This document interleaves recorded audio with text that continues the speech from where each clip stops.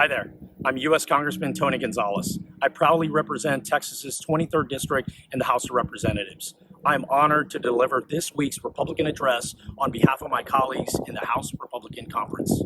For months now, and this week in particular, we've heard some incredibly concerning comments on our border crisis from the Biden administration. Comments made by Kamala Harris and the lack of presence from our president at the border show how tragically out of touch this administration is with our border communities.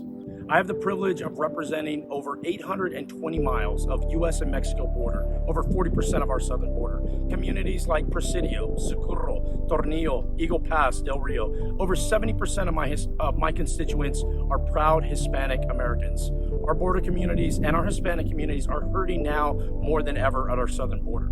The surge of people traveling illegally into the United States has created unprecedented challenges for law enforcement officers, farmers, ranchers, small business owners.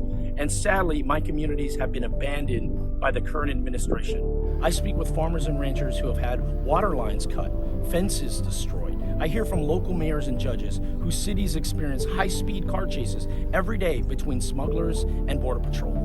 I receive texts and calls from friends who find contraband, weapons, and drugs accidentally left behind on their property by smugglers. Progressive policies and open border policy rhetoric have encouraged thousands of people to make this dangerous trek to the United States.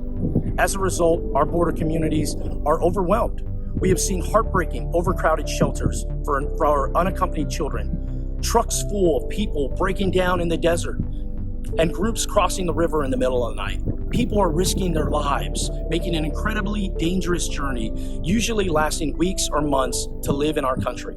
Most of the communities in my district are on the front lines of this crisis. Many people are looking to our federal government, the White House in particular, for answers. Yet top Democrat officials, including the border czar herself, Kamala Harris, have yet to visit the border or take a serious look at the crisis. We must support our men and women in green who defend our borders honorably.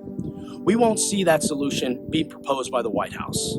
My fellow Republicans and I have heard your concerns, and we know it is up to Republicans in Congress to lead. My life is the American story. Abandoned by my father at 2 months, spent time in a battered women's shelter, on my own at age 15, but after serving our great country in the Navy for 20 years, hard work and dedication, I'm a United States Congressman. We have to protect the American dream, where no matter where you start in life, you can do and be anything.